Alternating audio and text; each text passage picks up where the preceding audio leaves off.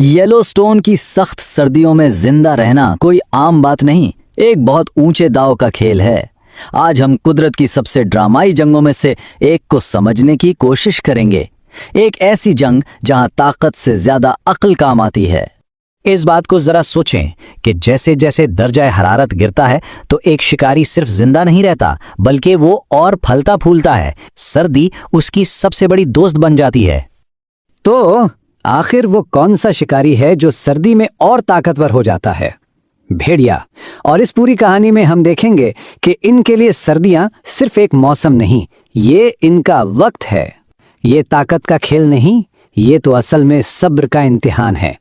तो ये काम कैसे करता है? देखें, सर्दी जो है ना, वो भेड़ियों की सबसे अच्छी साथी है।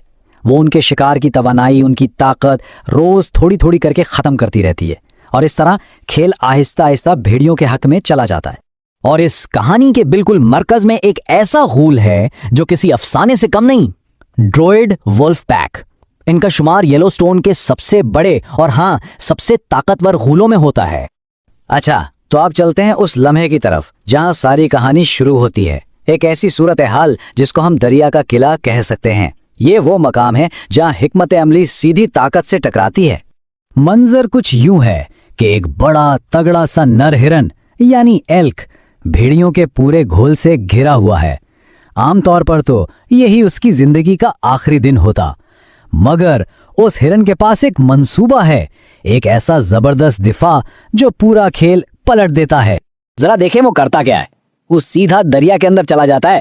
वो बर्फ जैसा ठंडा पानी एक कुदरती दीवार बन जाता है जो भेड़ियों को दूर रखता है। और इसके सींग, अरे वाह, वो तो दिफा के लिए बिल्कुल बेहतरीन पोजीशन में है। कोई भी भेड़िया पास आए तो वो तैयार है।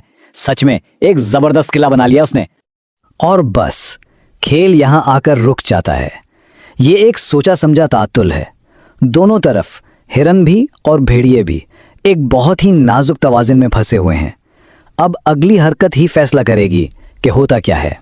तो मसला क्या है दोनों के लिए? देखें, भेड़िए दरिया में नहीं जा सकते क्योंकि वो ठंड से मर जाएंगे, और हिरन वो हमेशा के लिए पानी में खड़ा नहीं रह सकता, वो भी ठंड से कमजोर होकर मर जाएगा। यानी वक्त दोनों का दुश्मन है। तो फिर इस तातुल को कौन तोड़ता है? गुल के तजुर्बाकार रहनुमा नहीं, बल्कि गुल के नौजवान ना तजुर्बाकार मेंबर। ये एक ऐसी चाल है, एक ऐसा जुआ जो बेसब्री से पैदा हुआ है। और फिर अचानक सब गड़बड़ हो जाती है। एक नौजवान मादा भेड़िया अकेले ही हमला कर देती है। उसको देखकर एक और नौजवान हिम्मत करके शामिल हो जाता है, लेकिन ये काफी नहीं था। हिरन इन दोनों से कहीं बड़ा, कहीं ज्यादा ताकतवर था।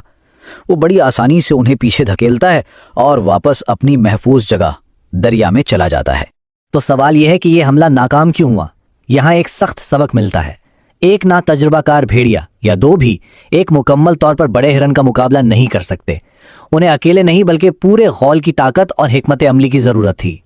और ये चीज हमें वापस भेड़ियों के असली हथियार की तरफ ले आती है, जो उनके दांत या पंजे नहीं हैं, बल्कि उससे कई ज्यादा ताकतवर चीज है, और वो है सब्र। तो पूरा गौल मिलकर एक फैसला करता है। ये हिरन बहुत मजबूत है, लेकिन यहां सबसे अहम लफ्ज कौन सा है अभी के लिए? ये हार मानना नहीं है, ये एक सोची समझी हिकमत अमली के तहत पीछे हटना है। वो जानते हैं कि जंग अभी बाकी है। हाँ, ये वाली लड़ाई तो खत्म हो गई, लेकिन सर्दियों की जो बड़ी जंग है ना, वो तो अभी शुरू ही है। ये तो बस एक छोटी सी शुरुआती झड़प थी। यही उनका लंबा खेल है। देखें, सर्दियों के शुरू में हिरन अपनी पूरी ताकत पर होता है, लेकिन जैसे जैसे हफ्ते गुजरते हैं सर्दी उसकी तवानाई खत्म कर दी जाती है। फिर बर्फ गिरती है और गहरी होती जाती है जो हिरन को सुस्त कर देती है। और बस यही वो मौका होता है जब भेड़ियों को वो फैसला कुन बर्तरी मिलती है जिसका उन्हें इंतजार था। तो सारी बात आकर इस एक जुमले पर रुकती है, जैसे जैसे सर्दी बढ़ेगी और बर्फ गहरी होगी, पांसा पलट जाएगा। भेड़िया इंतजार करते हैं क्योंकि उन्हें पता है कि उनका सबसे बड़ा साथी ये मौसम सरमा इन्हीं के लिए काम कर रहा है। तो आखिर में ये कहानी हमें एक बुनियादी सवाल के सामने लाकर खड़ा कर देती है। बका के इस बेरहम खेल में जीत किसकी होती है? ताकतवर की या सब्र करने वाले की?